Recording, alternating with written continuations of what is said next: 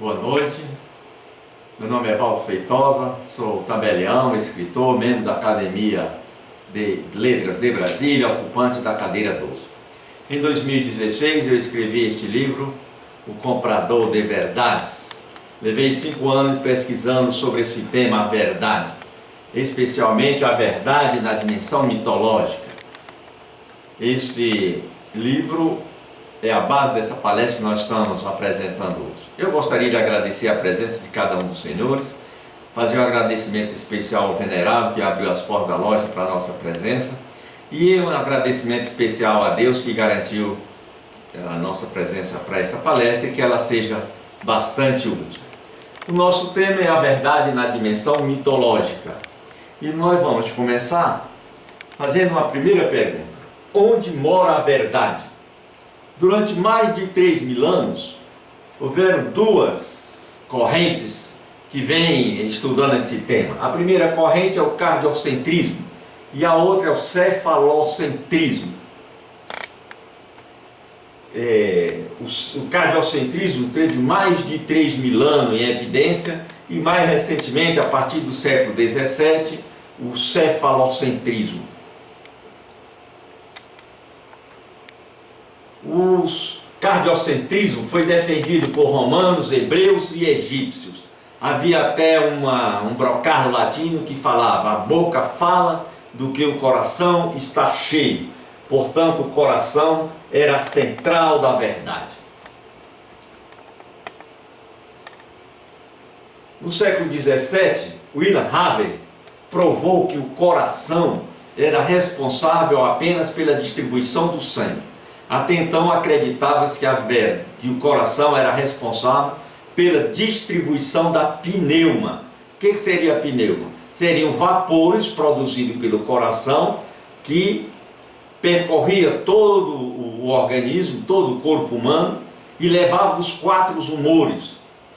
E cada humor tinha a sua verdade. Então, a partir de William Harvey, que ele provou que o sangue apenas distribui, que o coração apenas distribui o sangue, criou-se o cefalocentrismo. A verdade que morava no coração passou a ter residência no cérebro. Lá atrás já havia algumas pessoas que defendiam isso. Hipócrates, Galeno, por exemplo, já defendiam essa ideia. Mas o que havia prevalecido era o cardiocentrismo. A partir do estudo de William Harvey, passou a ser o cérebro, a central da verdade. E em que local do cérebro a verdade estava localizada? Eles falavam que a verdade estava localizada no córtex pré-frontal ventromedial, que é a mesma região que comanda a moralidade. Mais recentemente surgiu o cardiocentrismo moderno. O Instituto do Coração americano provou que o coração tem neurônios, gânglios, inclusive memória. E pasmem, o coração envia mais informações para o cérebro do que recebe do cérebro. Eles falam: está vendo? O coração tem razões que a própria razão desconhece. E a partir daí volta o coração a ser a sede da verdade, com essa prova de que ele tem glândulos e memória e neurônios que têm a mesma função do cérebro. Então surgiu essa nova corrente chamada cardiocentrismo moderno, trazendo o coração novamente à baila. Mas as coisas não param por aí. A par dessas duas correntes vem surgindo e ganhando força a psicobiofísica, que traz a glândula pineal ou a epífise para o centro dessa discussão.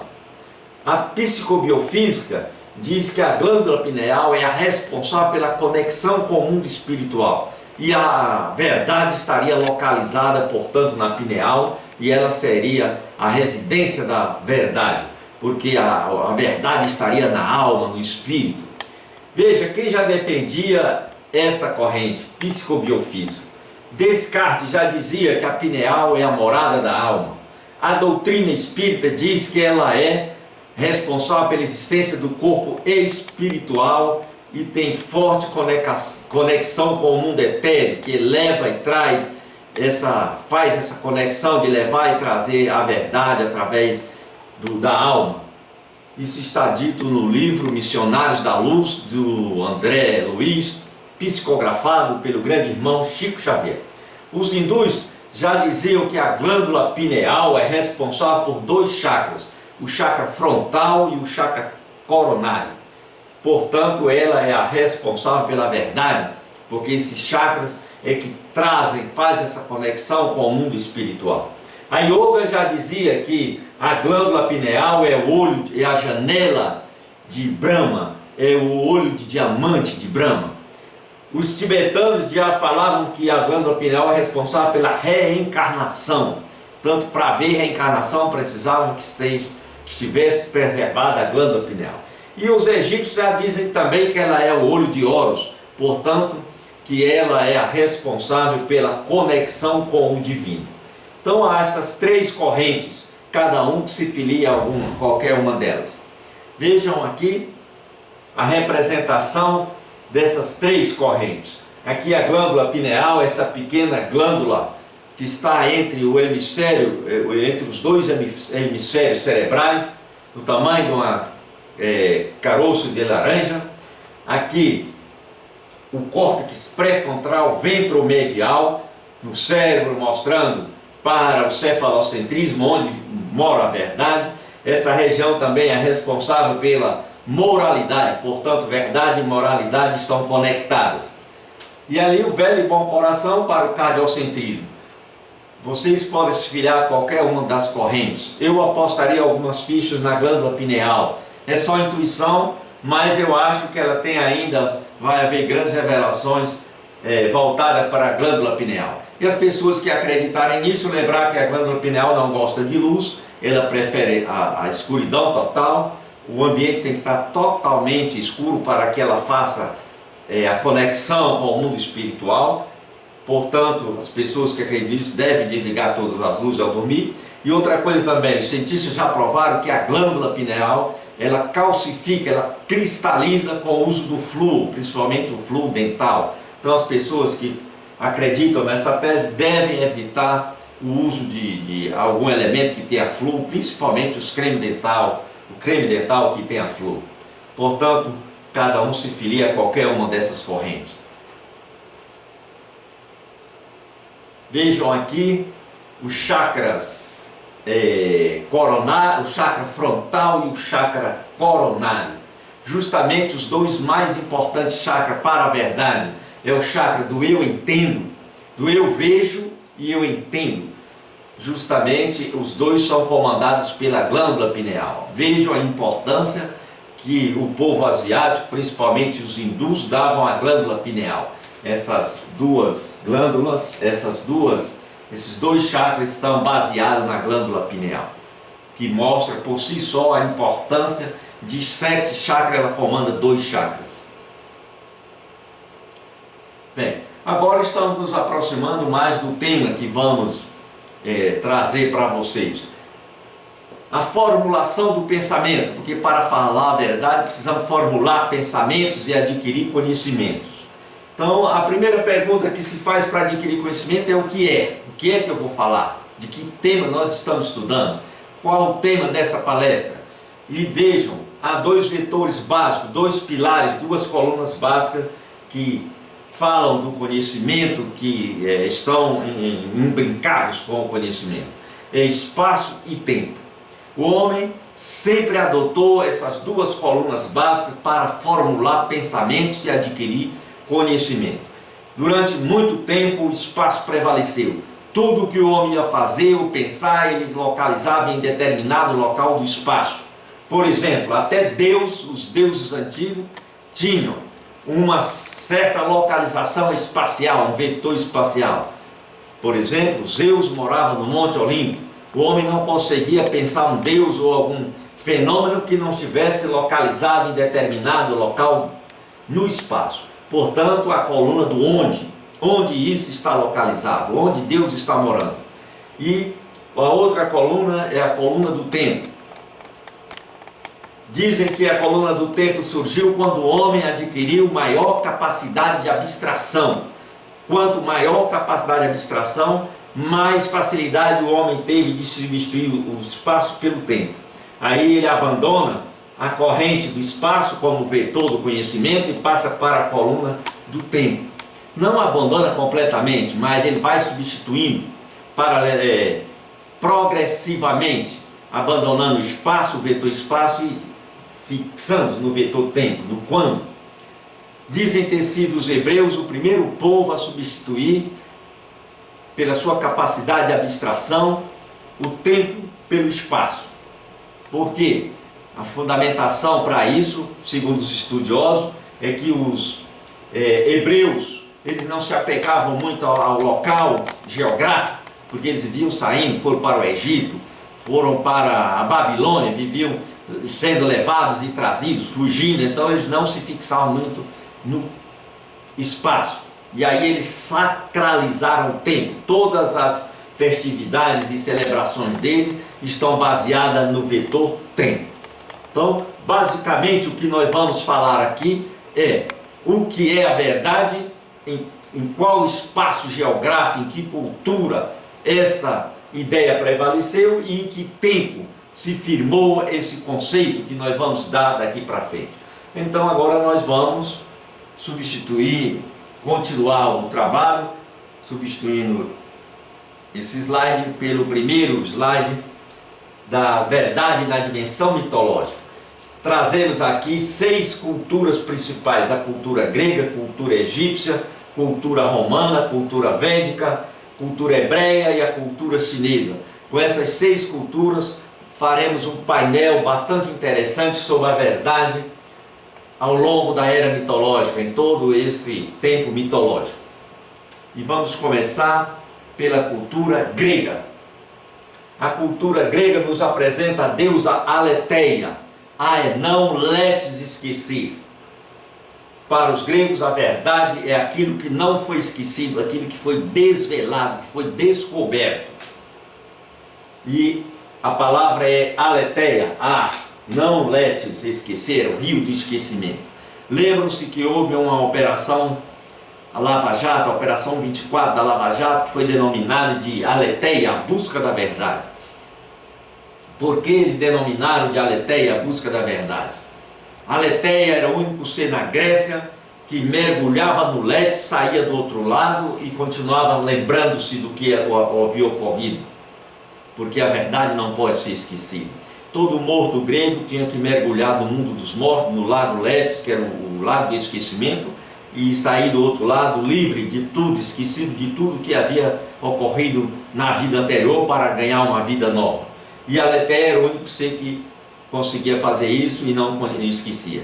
Os delegados da Polícia Federal quiseram dar a seguinte conotação: lembram-se que foram num sítio em Atibaia, havia os pedalinhos, havia um lago, havia a roupa da primeira dama, cujo presidente foi preso e condenado a 12 anos pela discussão sobre a propriedade de um sítio. Os delegados disseram que o Lula mergulhou no lago, saiu do outro lado esquecido de que o sítio era dele. Por isso, a Aletheia, a busca da verdade, a verdade não pode ser esquecida. Foi essa a conotação que quiseram dar. Então, a Aletheia é não esquecer.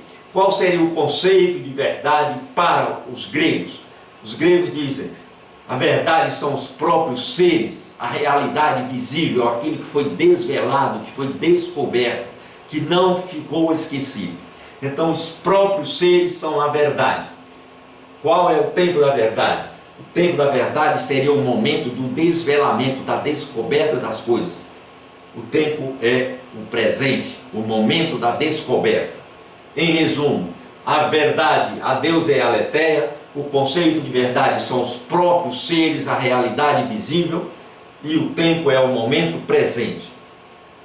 Vejam a representação de Aletheia.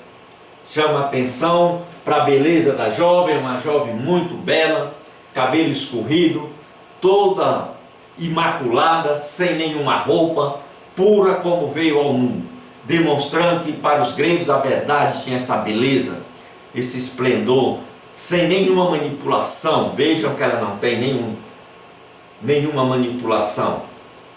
Ainda traz um farol mostrando que a verdade está iluminada, que todos devem ver a verdade.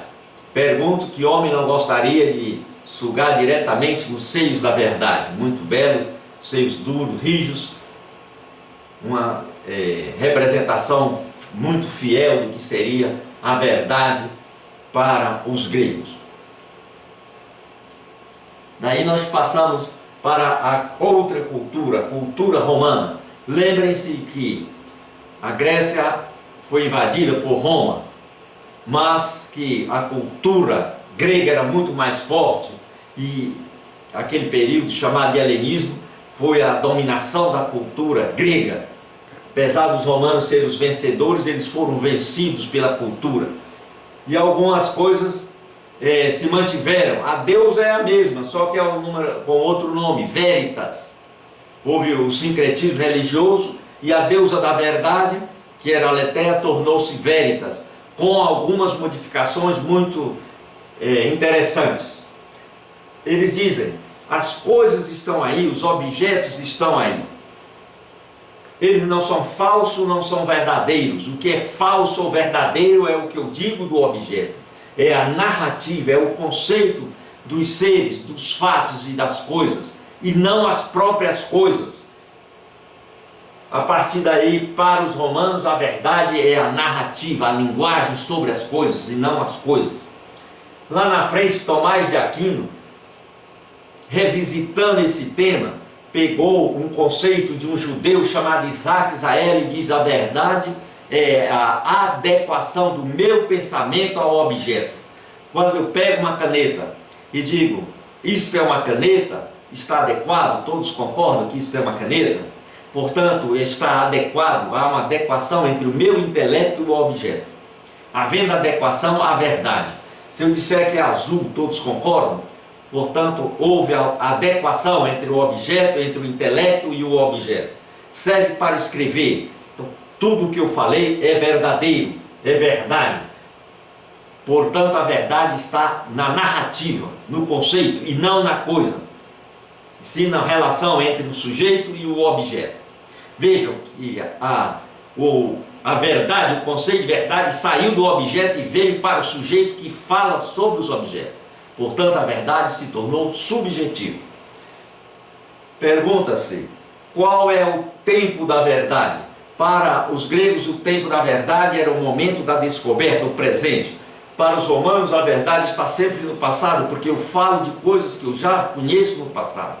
Tentem falar sobre alguma coisa que vocês não conheçam, vai ver o tanto que é difícil. Portanto, o tempo é o passado, porque eu já conheço a coisa, estou falando de coisa que eu conheço, trago para o presente através da minha narrativa e posso projetá-la para o futuro através da linguagem, do conceito das coisas. Como é que ficou aqui a teoria da adequação? Essa teoria foi a que prosperou para o Ocidente. Durante muitos anos depois de Tomás de Aquino, o conceito de verdade ficou o seguinte: a verdade é a narrativa adequada sobre as coisas. E essa foi a ideia dominante no Ocidente. Um pequeno resumo: Deus é veritas, o conceito é a narrativa sobre as coisas. A teoria adotada foi a teoria da adequação, através de Tomás de Aquino. E o tempo é o passado, porque eu falo de coisas que eu conheço lá no passado e trago para o presente através da minha narrativa. Vejam a representação de Veritas. Notem que ela já vem vestida. A Aletheia estava nua, despida. Ela já vem com o cabelo manipulado, mostrando que a verdade tem várias versões e pode ser manipulada. Chama atenção para a serpente que está, vejam a atitude da serpente, já a atitude de ataque. E também ela traz um espelho, enquanto a Aletheia trazia um farol para iluminar, uma lanterna, ela traz um espelho. Isto mostra que os romanos diziam que a verdade é subjetiva, você precisa olhar para você mesmo para enxergar a verdade. Aqui há toda essa simbologia. É uma velha senhora, não tão bela quanto a Aletheia, não tão jovem, muito perigosa porque traz na mão uma serpente e ainda traz um espelho para mostrar que a verdade está dentro dela, e ela já vem toda manipulada, mostrando o tanto que é difícil. Para conquistar essa verdade requer honestidade, coragem e perseverança. Só os honestos, corajosos e perseverantes se atrevem a enfrentar uma mulher com a serpente na mão. Portanto, aqui é a representação mais fidedigna. Talvez depois de enfrentar, matar essa cobra, enfrentar toda essa dificuldade, tirar esta roupa, soltar esse cabelo, tenha uma pessoa mais linda do que a Aletheia, mas precisa ter coragem para descobrir isso. Faço aqui um pequeno apanhado das duas culturas. Para os gregos, a verdade é a Aletheia. Para os romanos, é Veres. Para os gregos, a verdade são os objetos. Para os romanos, a verdade é a linguagem, é o conceito dos objetos. Para os gregos, o tempo é o momento presente da descoberta.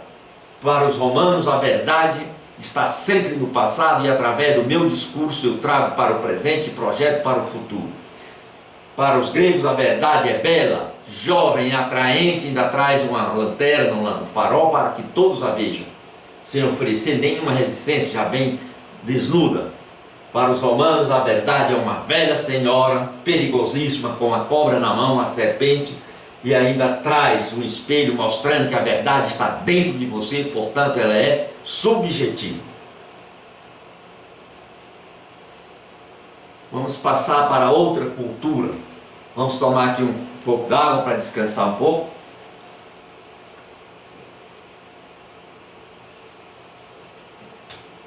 Eu começo fazendo a seguinte pergunta para os senhores: o que significa isso? Como é o conceito disso? Todos concordam que isso é um celular? Vejam.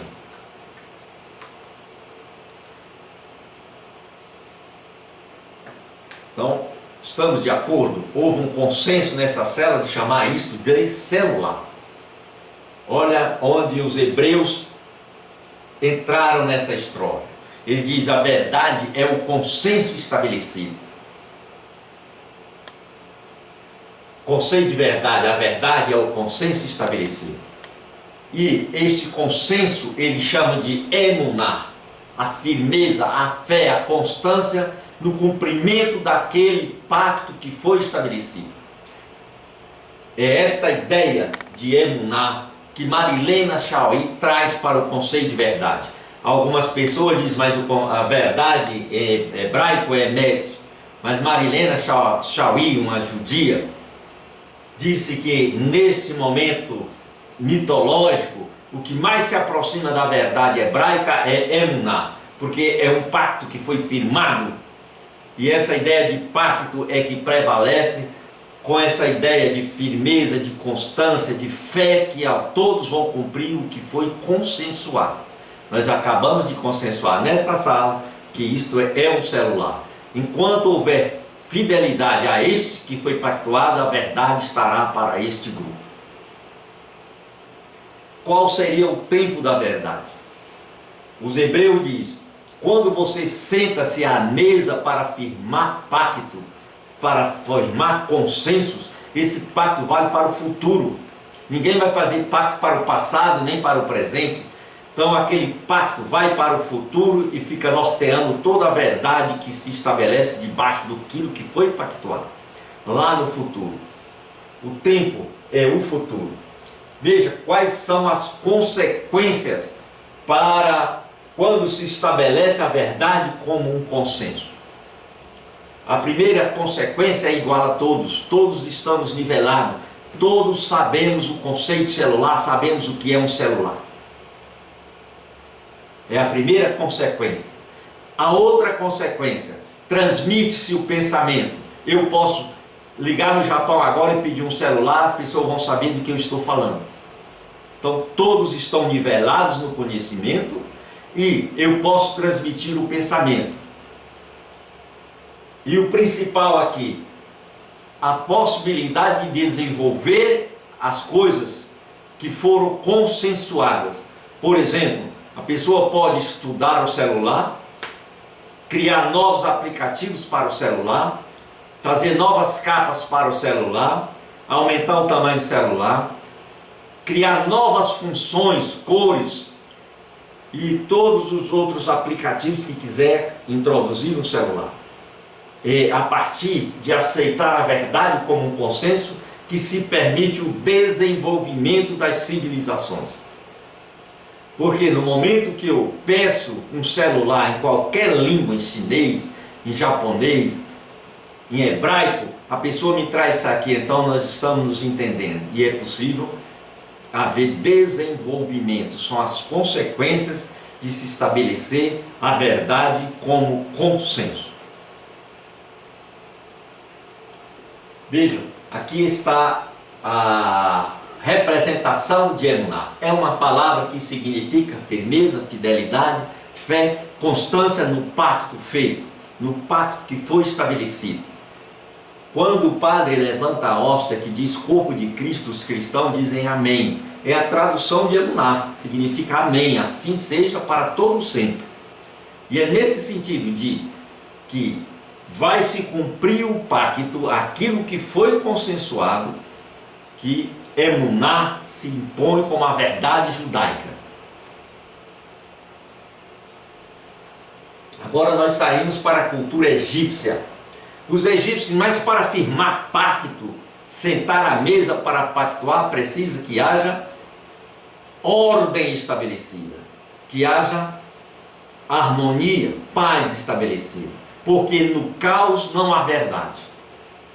A primeira consequência disso, o conceito de verdade. A verdade é a ordem que rege os seres. Sem ordem, reina o caos. Por exemplo, ali na Venezuela, o que seria a verdade ali na Venezuela? Com dois presidentes, Maduro e Guaidó. Já está na Bíblia, não obedecerás, não servirás a dois senhores. Portanto, a verdade é a ordem que rege o caos.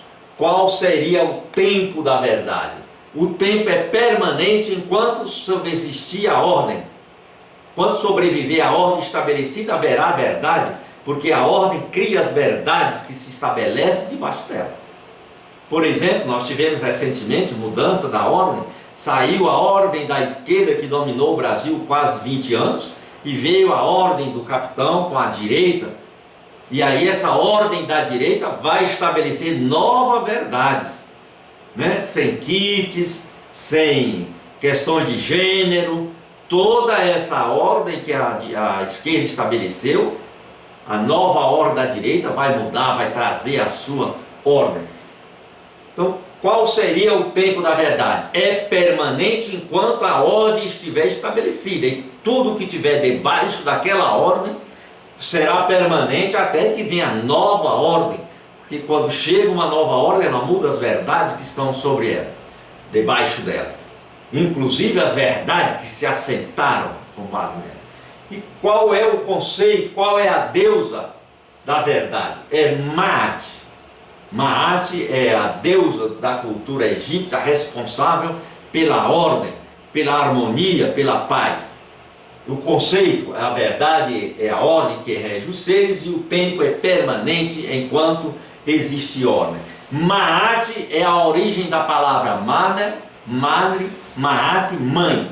Portanto, mãe significa ordem. Isso obedecia à ordem da natureza. As sociedades antigas todas eram matriarcais, vem daqui o radical Maat, e mãe, por isso matriarcal, matriarca, mãe.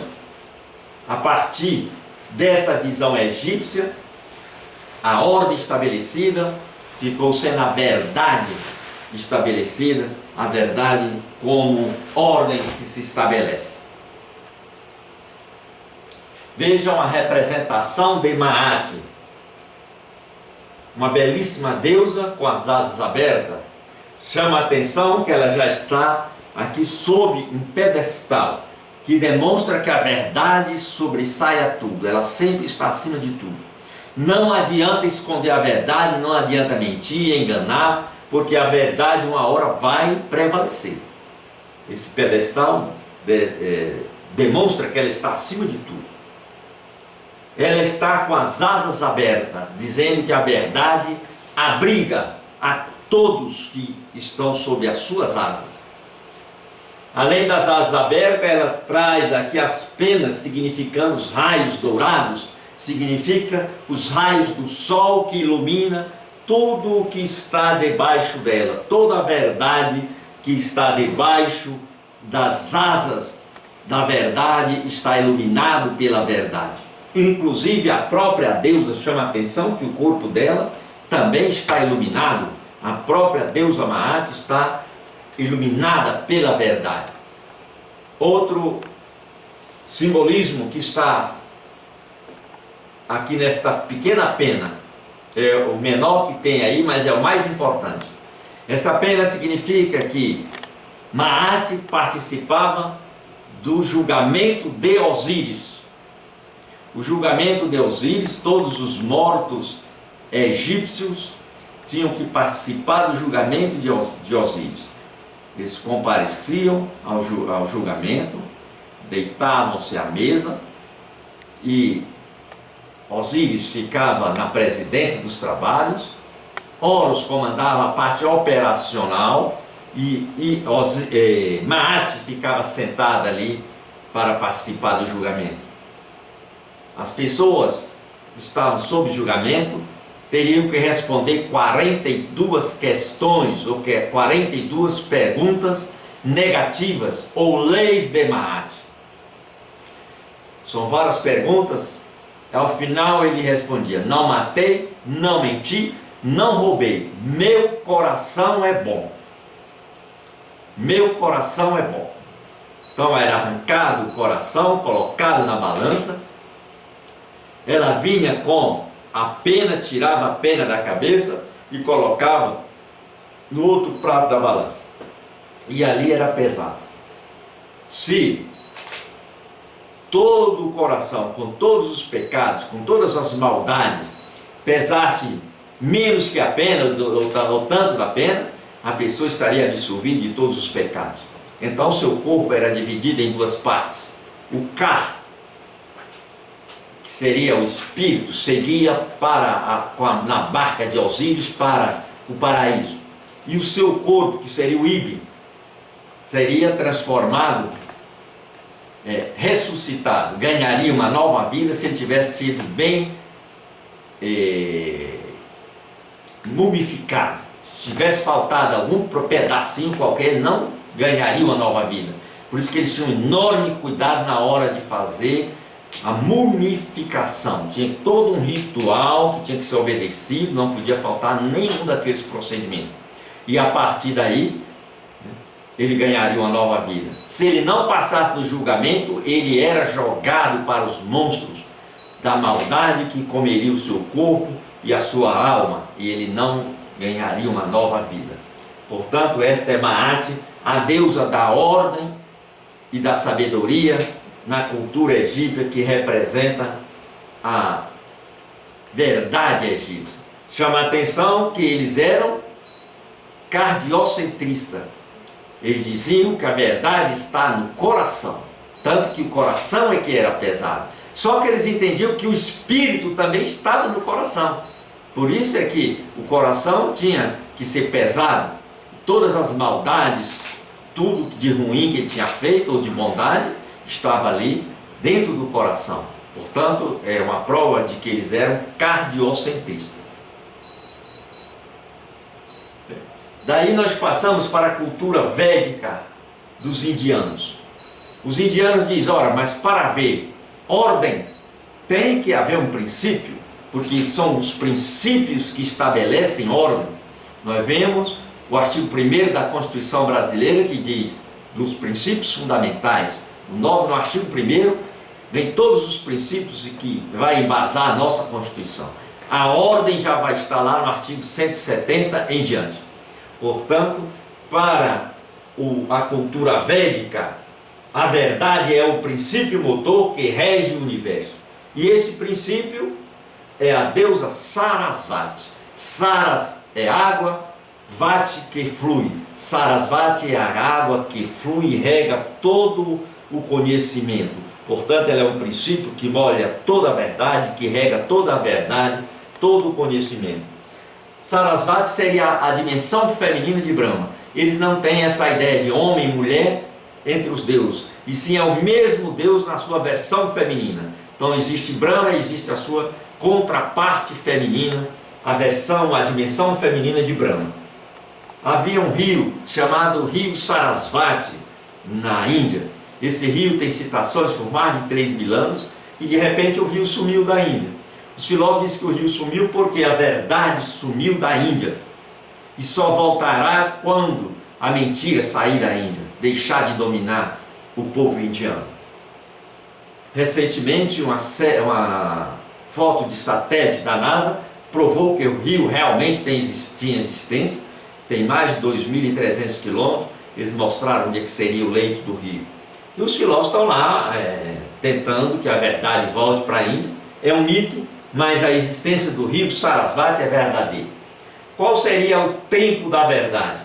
O princípio é eterno, não tem início nem fim. Portanto, a verdade é eterna, infinita, sem início nem fim. Em resumo, para a cultura védica indiana, da Índia antiga, a deusa é Sarasvati, a deusa da verdade, aquela que flui. O conceito, a verdade é o princípio motor que rege o universo. E o tempo da verdade é eterno, sem início nem fim. Vamos ver aqui a representação de Sarasvati, essa deusa belíssima. Só esta fotografia daria para nós ficarmos aqui semanas e até meses debatendo sobre ela. Mas chama a atenção, em primeiro lugar, ela está sobre a flor de lótus. Na Índia, a flor de lótus representa a imortalidade. Portanto, a verdade é imortal. Outra coisa, a flor de lótus sai da lama e vem à superfície. Portanto, eles querem dizer que a verdade sempre vai sobressair. E outra coisa, a verdade é pura, é bela. Ela está lá na lama, sai da lama e vem florescer, mostrar a sua beleza na superfície. Outra coisa aqui, um pavão, mostrando que a verdade é perfeita como um pavão. Um pavão, quando abre as suas penas, você vê a perfeição. Eu não conheço coisa mais bela do que um pavão quando abre as suas penas. Toda a simetria das cores, dos diversos tons e sobretons e das figuras que estão ali representadas. Ela também traz uma vena, uma viola, mostrando tanto que a verdade é harmônica aos nossos ouvidos, ela é bela, suave aos nossos ouvidos. E traz aqui também um ganso, mostrando que temos que ser vigilantes com a verdade.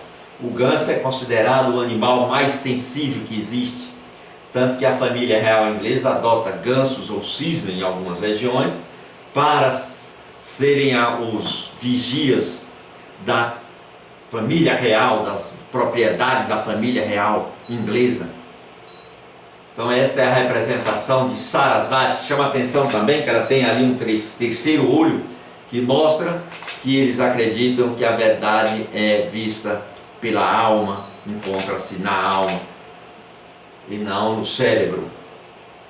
Daria para nós falar mais coisas, mas estamos com o tempo restrito, temos que passar. Vejam, aqui é o templo de Sarasvati. Esse templo tem mais de 3.500 anos lá na Índia.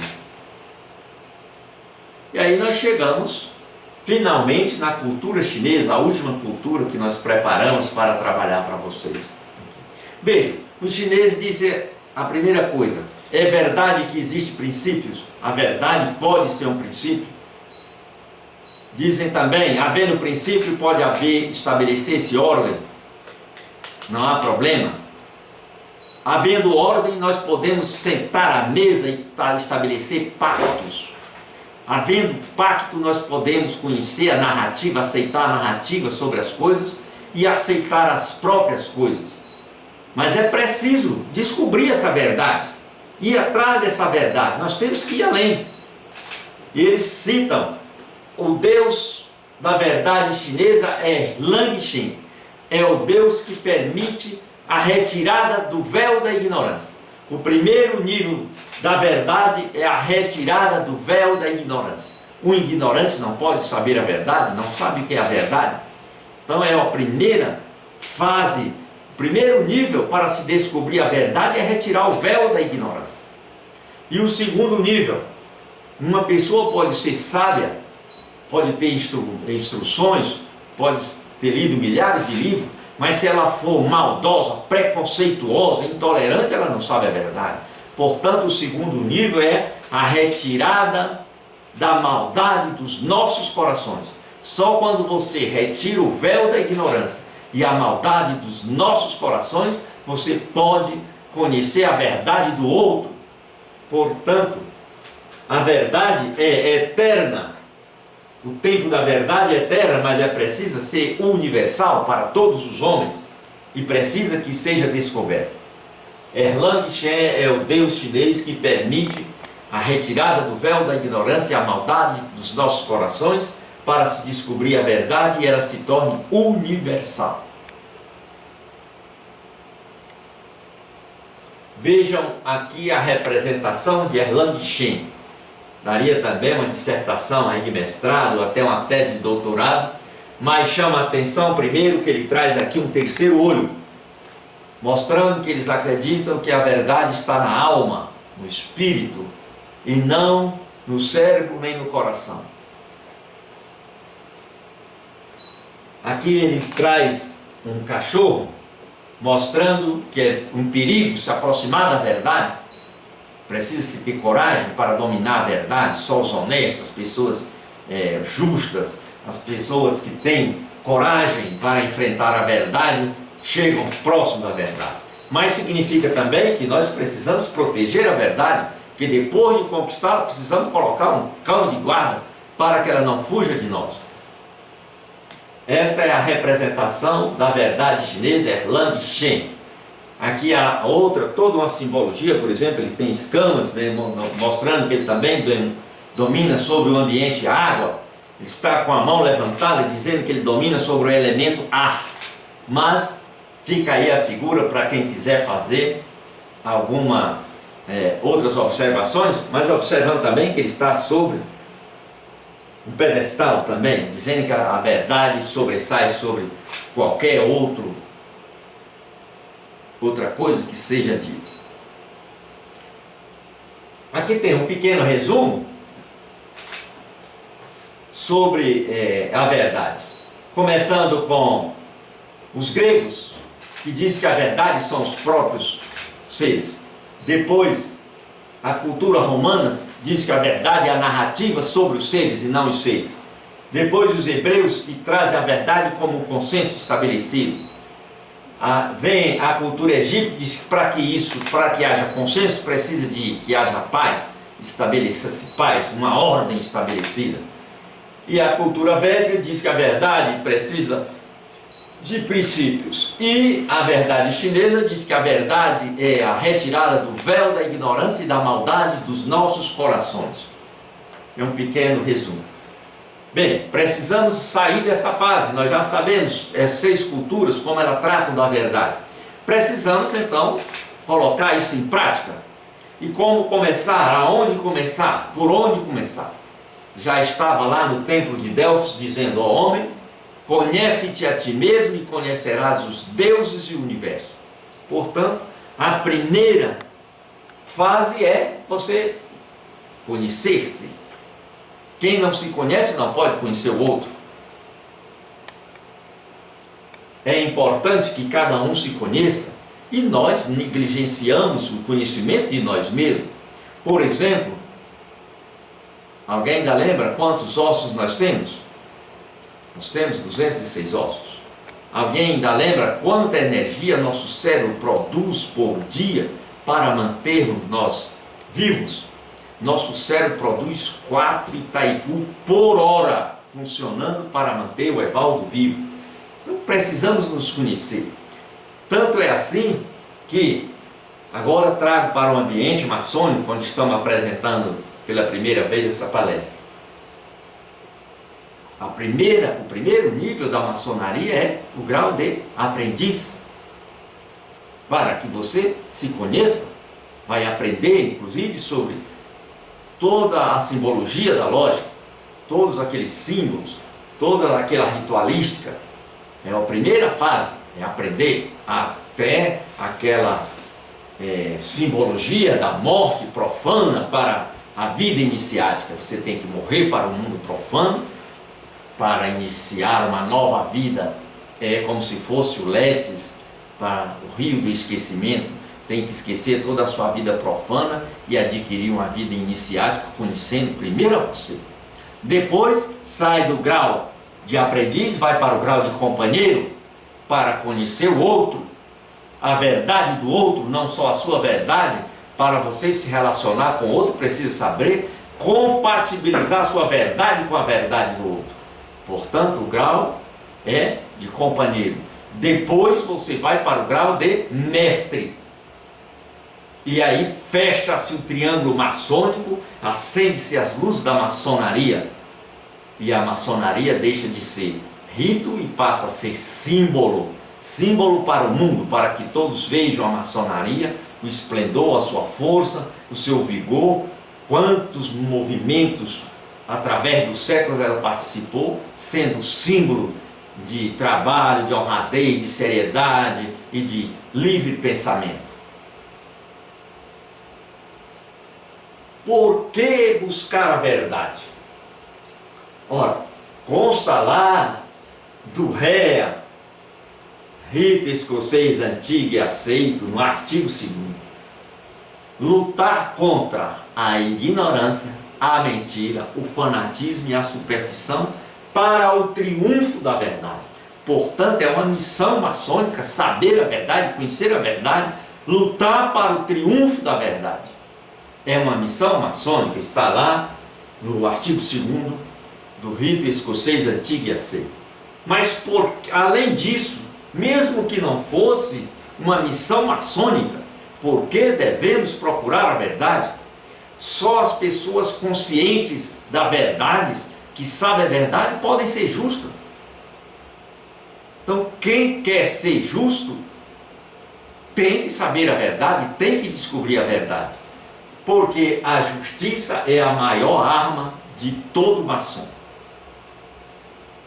Fica aqui o nosso agradecimento. Estão aqui os nossos contatos, telefone 99117-2980, o nosso site, o nosso blog estão aí na mídia, www.evaldofeitosa.com.br. E gostaria apenas de agradecer mais uma vez a participação de cada um de vocês, agradecer ao Venerável por nos receber com tanto carinho e agradecer a Deus que garantiu a nossa presença até esse momento e que esta palestra tenha sido proveitosa para os senhores e para mim foi muito proveitosa. Muito obrigado.